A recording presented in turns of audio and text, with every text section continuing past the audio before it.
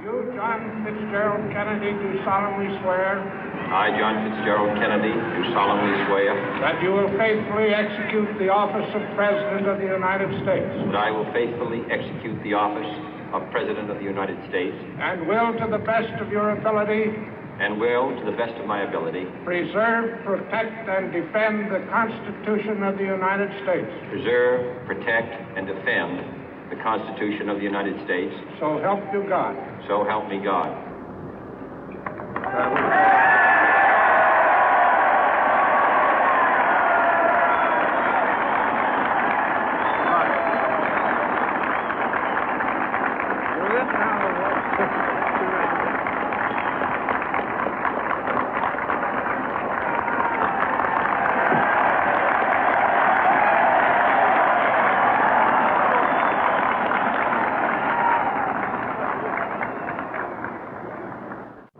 Vice President Johnson, Mr. Speaker, Mr. Chief Justice, President Eisenhower, Vice President Nixon, President Truman, Reverend clergy, fellow citizens. We observe today not a victory of party, but a celebration of freedom, symbolizing an end as well as a beginning, signifying renewal as well as change. For I have sworn before you and Almighty God the same solemn oath our forebears prescribed nearly a century and 3/4 ago. The world is very different now, for man holds in his mortal hands the power to abolish all forms of human poverty and all forms of human life. And yet the same revolutionary beliefs for which our forebears fought are still at issue around the globe. The belief that the rights of man come not from the generosity of the state, but from the hand of God. We dare not forget today that we are the heirs of that first revolution. Let the word go forth from this time and place to friend and foe alike that the torch has been passed to a new generation of Americans born in this century, tempered by war, disciplined by a hard and bitter peace, proud of our ancient heritage, and unwilling to witness or permit the slow undoing of those human rights to which this nation has always been committed and to which we are committed today at home and around the world.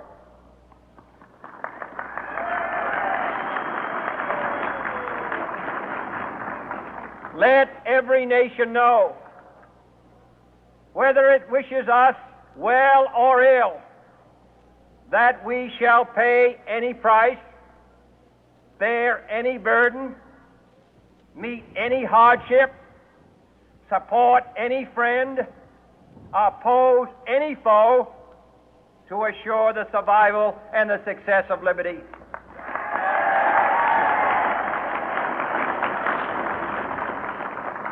This much we pledge and more.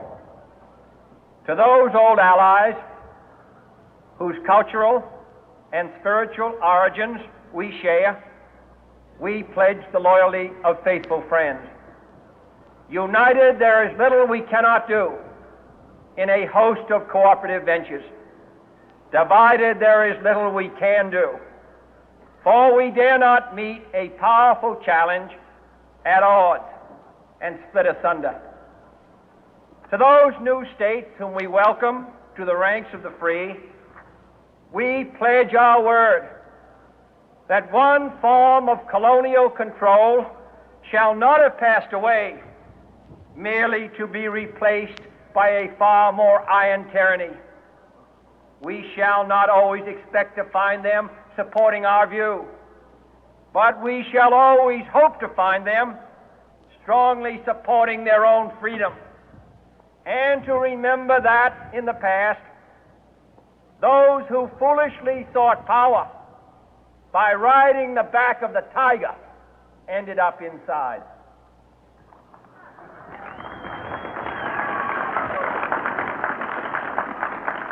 To those people in the huts and villages of half the globe struggling to break the bonds of mass misery, we pledge our best efforts to help them help themselves for whatever period is required, not because the communists may be doing it, not because we seek their votes, but because it is right. If a free society cannot help the many who are poor, it cannot save the few who are rich.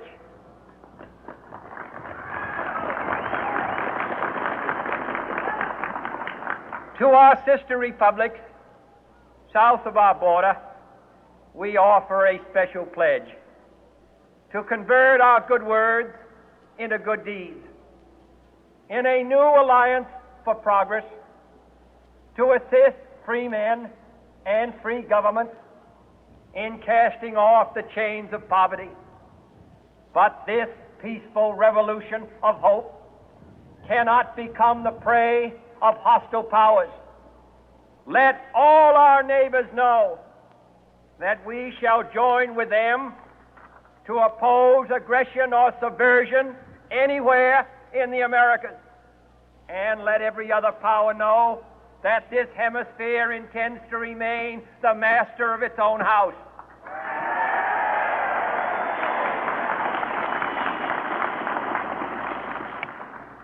To that World Assembly of Sovereign States, the United Nations, our last best hope, in an age where the instruments of war have far outpaced the instruments of peace, we renew our pledge of support to prevent it from becoming merely a forum for invective, to strengthen its shield of the new and the weak, and to enlarge the area in which its writ may run. Finally, to those nations who would make themselves our adversary, we offer not a pledge, but a request that both sides begin anew the quest for peace. Before the dark powers of destruction, unleashed by science, engulf all humanity in planned or accidental self-destruction, we dare not tempt them with weakness, for only when our arms are sufficient beyond doubt can we be certain beyond doubt that they will never be employed. But neither can two great and powerful groups of nations take comfort from our present course, both sides overburdened by the cost of modern weapons, both rightly alarmed by the steady spread of the deadly atom, yet both racing to alter that uncertain balance of terror that stays the hand of mankind's final war. So let us begin anew, remembering on both sides that civility is not a sign of weakness, and sincerity is always subject to proof. Let us never negotiate out of fear, but let us never fear to negotiate.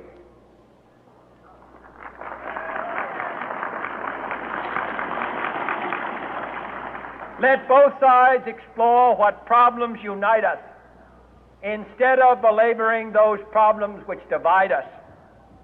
Let both sides, for the first time, formulate serious and precise proposals for the inspection and control of arms, and bring the absolute power to destroy other nations under the absolute control of all nations.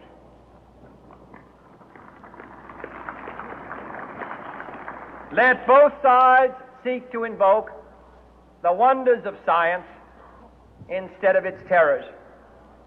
Together, let us explore the stars, conquer the deserts, eradicate disease, tap the ocean depth, and encourage the arts and commerce.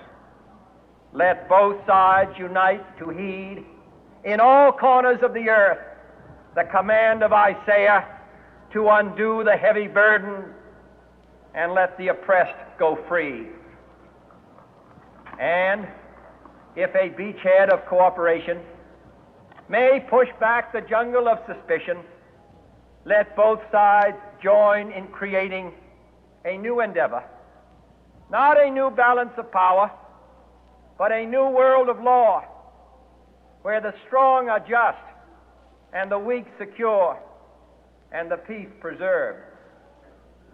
All this will not be finished in the first 100 days, nor will it be finished in the first 1,000 days, nor in the life of this administration, nor even perhaps in our lifetime on this planet.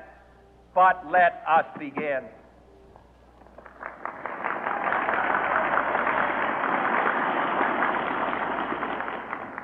In your hands, my fellow citizens, more than mine, will rest the final success or failure of our course. Since this country was founded, each generation of Americans has been summoned to give testimony to its national loyalty. The graves of young Americans who answered the call to service surround the globe. Now the trumpet summons us again, not as a call to bear arms, though arms we need, not as a call to battle, though in battle we are, but a call to bear the burden of a long twilight struggle, year in and year out, rejoicing in hope, patient in tribulation, a struggle against the common enemies of man, tyranny, poverty, disease, and war itself. Can we forge against these enemies a grand and global alliance, north and south, east and west, that can assure a more fruitful life for all mankind? Will you join in that historic effort?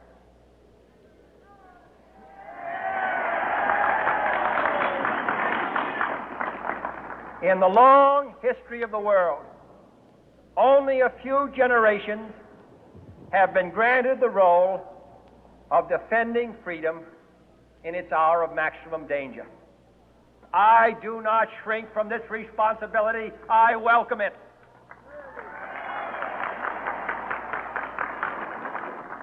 I do not believe that any of us would exchange places with any other people or any other generation.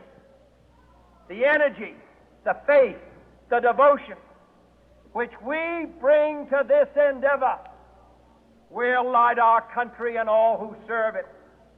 And the glow from that fire can truly light the world.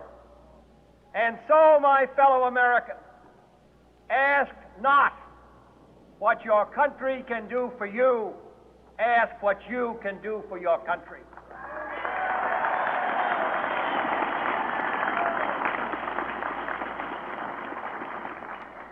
My fellow citizens of the world, ask not what America will do for you, but what together we can do for the freedom of man.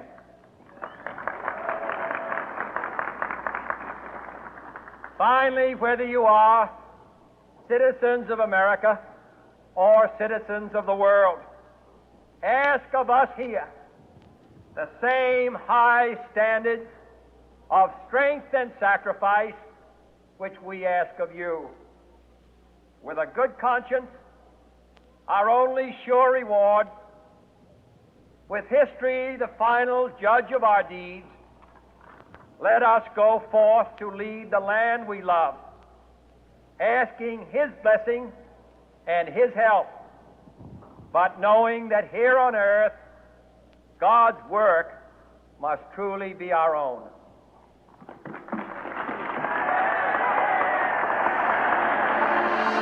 States.